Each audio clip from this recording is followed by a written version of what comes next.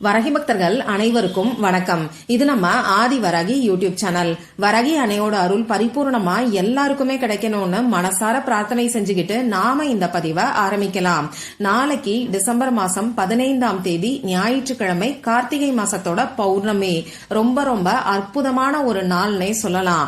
இப்படிப்பட்ட சக்தி வாய்ந்த நாள்ல நாளைக்கு நைட்டுக்குள்ள 9 அரிசியை வச்சு இப்ப நான் சொல்ல போற இந்த பரிகாரத்தை நீங்க செஞ்சாலே போதும்.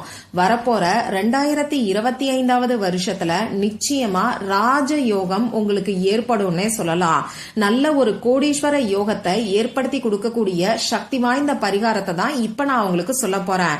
இது என்ன பரிகாரம், யாரெல்லாம் செய்யலாம், எந்த நேரத்துல செய்யணும்னு இப்ப நாம தெரிஞ்சுக்கலாம். நாளைக்கு நமக்கு ஞாயிற்றுக்கிழமை, அது மட்டும் இல்லாம கார்த்திகை மாசத்தோட பௌர்ணமியும் இருக்கு. இந்த பௌர்ணமி பாத்தீங்கன்னா இன்னைக்கு சாயங்காலம் 4:17 ஆரம்பமாகி நாளைக்கு மத்தியானம் 3:13 வரைக்கும் இருக்கு.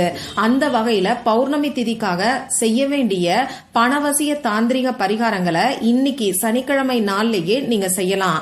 இந்த சனிக்கிழமை நாள்ல நீங்க தூங்குறதுக்கு முன்னாடி தலகாணி கடியில இத வச்சாலே போதும்.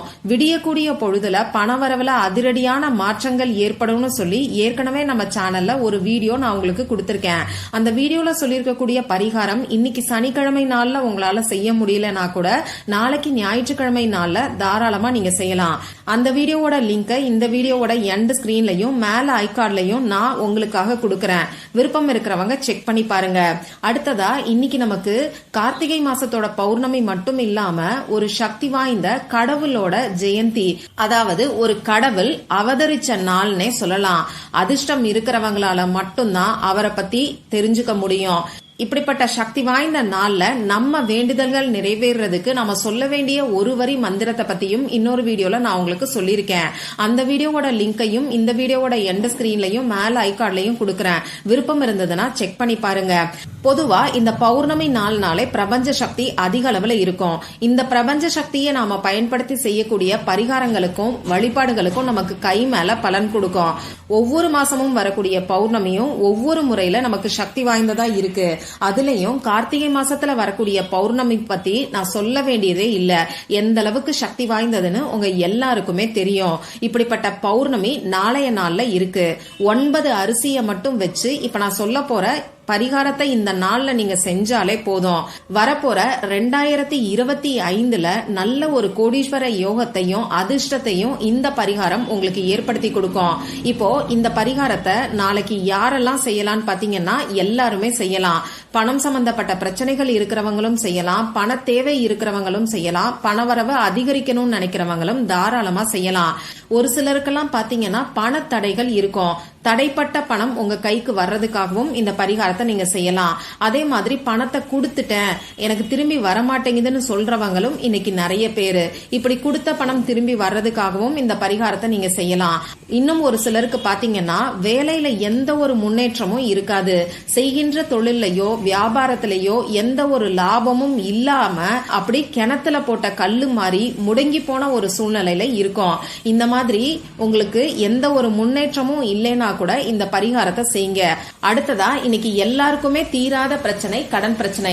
இந்த கடன் பிரச்சனை தீர்றதுக்காகவும் இந்த பரிகாரத்தை செய்யலாம். அடகு வச்ச நகையை மீட்கிறதுக்காகவும் இந்த பரிகாரத்தை செய்யலாம். இந்த வீடியோல பூஜை இல்லாத வழிபாடு இல்லாத பரிகாரத்தை தான் நான் உங்களுக்கு சொல்ல போறேன். ஆண்கள் பெண்கள் யார் வேணாலும் செய்யலாம். பிறப்பு தீட்டு இறப்பு தீட்டு இருக்கிறவங்களும் தாராளமா செய்யலாம். பெண்களுக்கு பீரியட்ஸ் டைமா இருந்தாலும் இந்த பரிகாரத்தை செய்யலாம். நாளைய நாள்ல அசைவம் சாப்பிட்டு இருந்தாலும் இந்த பரிகாரத்தை செய்யலாம். இந்த பரிகாரத்தை பொறுத்தளவுக்கு நீங்க உங்க வீட்டுல இருந்து மட்டும்தான் செய்யணும். மத்தபடி நமக்கு வேற எந்த விதமான கட்டுப்பாடுகளுமே கிடையாது. பொதுவா உங்க குடும்பத்துக்காக செய்யுங்க, ஒரு குறிப்பிட்ட நபருக்காக செய்ய வேண்டாம். இப்ப நான் உங்களுக்கு கைகளை தேய்ச்சி கழுவக்கூடிய ஒரு சக்தி வாய்ந்த பரிகாரத்தை தான் சொல்ல போறேன். கைகளை தேய்ச்சி கழுவுறதுனால நமக்கு என்னென்ன பலன்கள் கிடைக்கும்னு நிறைய பதிவுகள்ல நான் உங்களுக்கு சொல்லியிருக்கேன். நம்ம கைகள்ல நம்ம உடம்புல இருக்கக்கூடிய 7 சக்கரங்களும் கனெக்ட் ஆயிருக்கு.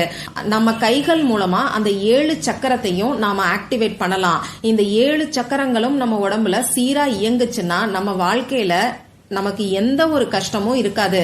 அது பண கஷ்டமா இருந்தாலும் சரி, மன கஷ்டமா இருந்தாலும் சரி, உடல் ஆரோக்கியம் சார்ந்த பிரச்சனைகளா இருந்தாலும் சரி. அடுத்ததா நம்ம கைகள் ராசியான கைகளா இருக்கணும். நமக்கு எப்படி முகம் எந்த அளவுக்கு முக்கியமானதா இருக்கோ அதே மாதிரி நம்ம கைகளும் பணத்தை ஈர்க்கக்கூடிய காந்தமா இருக்கணும். இப்ப நான் சொல்ல போற இந்த பரிகாரம் உங்க கைகளை பணத்தை ஈர்க்கக்கூடிய காந்தமா மாத்துறதோட மட்டும் இல்லாம உங்க உடம்புல இருக்கக்கூடிய 7 சக்கரங்களையும் சீரா இயங்க வைக்கும். அந்த வகையில கைகளை தேய்ச்சி கழுவக்கூடிய பரிகாரம் நிச்சயமா எல்லாருக்குமே கை மேல பலன் கொடுக்கும். நம்ம சேனல்லையே நிறைய பேருக்கு நல்ல ரிசல்ட் கொடுத்திருக்கு. சரி, இப்போ இந்த பரிகாரத்துக்கு தேவையான பொருள் என்னன்னு பாத்தீங்கன்னா, நமக்கு ஒரு 1/2 ஸ்பூன் அளவுக்கு தேன் தேவைப்படும். இப்போ உங்ககிட்ட தேன் இல்லைன்னா 1/4 ஸ்பூன் அளவுக்கு சர்க்கரைய தண்ணீர்ல கரைச்சிட்டு அந்த தண்ணீரை இந்த பரிகாரத்துக்கு பயன்படுத்திக்கோங்க. அடுத்ததா 9 அரிசி நமக்கு தேவைப்படும். 9ங்கிற எண்ணிக்கையில பச்சரிசியை நீங்க எடுத்துக்கோங்க. இந்த 2 பொருட்கள் மட்டும்தான் நமக்கு தேவைப்படும். இப்போ இந்த பரிகாரத்தை எந்த நேரத்துல செய்யணும்னு பாத்தீங்கன்னா, நாளைய நாள் ஃபுல்லா எப்ப வேணாலும் இந்த பரிகாரத்தை செய்யலாம். இருந்தாலும் இப்ப நான் உங்களுக்கு பெஸ்டான டைம் சொல்றேன்.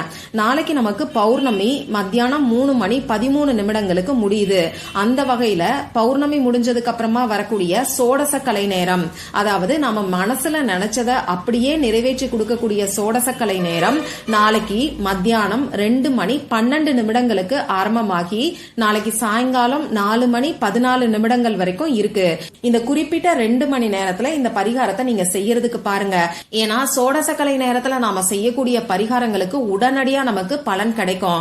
நம்ம மனசுல நினைக்கக்கூடிய விஷயங்களை கூட நடத்தி வைக்கக்கூடிய சக்தி வாய்ந்த நேரம் தான் இந்த சோடச கலை நேரம். ஒண்ணு, இப்ப நான் சொன்ன குறிப்பிட்ட 2 மணி நேரத்துக்குள்ள இந்த பரிகாரத்தை செய்யுங்க. அப்படி இல்லைன்னா நாளைக்கு நைட்டு 12 மணிக்குள்ள எப்ப வேணாலும் இந்த பரிகாரத்தை நீங்க செய்யலாம். இப்ப நான் சொன்ன குறிப்பிட்ட நேரத்துல ஒண்ணு உங்க வீட்டுல கிச்சன் சிங்க் கிட்ட நின்னுக்கோங்க. அப்படி இல்லைன்னா உங்க வீட்டுல ஹால்ல நீங்க உட்கார்ந்துகிட்டு உங்க கைகளை கழுவும் போது அதுல இருந்து வரக்கூடிய தண்ணீர் கீழே விழறதுக்கு ஏதாவது ஒரு பாத்திரத்தையோ பிளாஸ்டிக் டப்பாவையோ நீங்க எடுத்து வச்சுக்கோங்க. தேவையான பொருட்களையும் உங்க பக்கத்துல எடுத்து வச்சுக்கோங்க. இப்ப நான் சொன்ன மாதிரி 1 ஸ்பூன் அளவுக்கு தேன், 9 அரிசி, அப்படி இல்லனா சர்க்கரை தண்ணீர், 9 அரிசி. இத உங்க கையில இடது கையில வச்சுக்கோங்க. இந்த அரிசி பாத்தீங்கன்னா சந்திர பகவானுக்கு உகந்தது. இந்த 2 பொருளையும் உங்க கை ஃபுல்லா தேய்ங்க. வலது கையில இடது கையில, உள்ளங்கை ஃபுல்லா, விரல் இடுக்குல ஒவ்வொரு விரல்லையுமே இந்த தேனையும் அரிசியையும் நீங்க தேய்ங்க. இப்படி தேய்க்கும் போது பணத்துக்கான அஃபர்மேஷன்ஸ் எதையாவது நீங்க சொல்லுங்க. அப்படி இல்லனா இந்த 2025வது வருஷத்துல உங்களுக்கு கோடீஸ்வர யோகம் ஏற்படுற மாதிரி நீங்க கற்பனை பண்ணி பாருங்க. இப்படி கற்பனை பண்ணி பார்த்துக்கிட்டே உங்க கை ஃபுல்லா நல்லா தேய்ச்சதுக்கு அப்புறமா, அதாவது உள்ளங்கையில நல்லா தேய்ச்சதுக்கு அப்புறமா உங்க கைகளை நீங்க வாஷ் பண்ணிக்கோங்க. இதுக்கப்புறமா உங்க கைகளை நீங்க காத்துல காயறதுக்கு விட்டுருங்க. எக்காரணத்தை கொண்டும் டவல் வச்சோ உங்க டிரெஸ்லயோ உங்க கைகளை நீங்க துடைக்க கூடாது. அந்த ஈரம் தானா காத்துல தான் காயணும். ஃபேன் காத்துல காயலாமான்னு கேட்டீங்கன்னா தாராளமா செய்யலாம். அதுல எந்த ஒரு தவறும் கிடையாது. சரி, இப்ப நீங்க கை கழுவி வச்சிருக்கக்கூடிய அந்த தண்ணீரோட அரிசியும் கலந்திருக்கும். இத உங்க வீட்டுல இருக்கக்கூடிய செடிக்கு நீங்க ஊத்திருங்க. இப்ப நீங்க கிச்சன் சிங்க்ல நின்னு வாஷ் பண்ணிருந்தீங்கன்னா அந்த தண்ணீர் அப்படியே கிச்சன் சிங்க்லயே போயிருக்கும். அத அப்படியே நீங்க விட்டுருங்க. இவ்வளவுதான் இந்த பரிகாரம். இந்த பதிவுல உங்களுக்கு ஏதாவது சந்தேகம் இருந்ததுன்னா எனக்கு கமெண்ட் பாக்ஸ்ல கேளுங்க. அதை நான் உங்களுக்கு உடனே தெளிவுபடுத்துறேன். இந்த பதிவு உங்களுக்கு பிடிச்சிருந்தா லைக் பண்ணிட்டு உங்க ஃப்ரெண்ட்ஸ் அண்ட் ஃபேமிலி கூட ஷேர் பண்ணுங்க.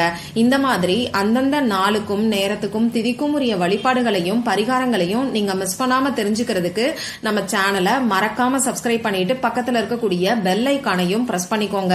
மற்றும் ஒரு பயனுள்ள பதிவுல நாம சந்திக்கலாம். நன்றி.